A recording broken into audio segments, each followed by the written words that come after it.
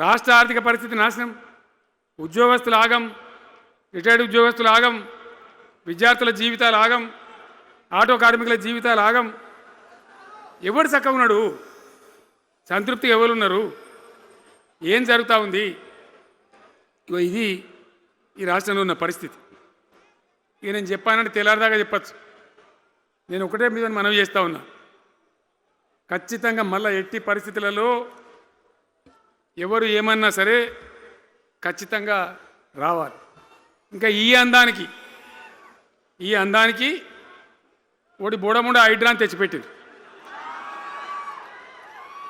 దానికి ఆ హైడ్రాకు ఆ పిసిసి ప్రెసిడెంట్ అని ఉంటాడు ఆయన, కాంగ్రెస్ కమిటీ అధ్యక్షుడు, ఆయన నిజామాబాద్లో పోయి చెప్తుండు, హైదరాబాద్లో హైడ్రా, నిజామాబాద్ కూడా తెత్తాం బిడ్డ, నిజామాబాద్లో నిడ్రా, రేపు జగిత్యాలలో కూడా జిడ్రా అంటాడు. ఇక అది ఏం కావాలి?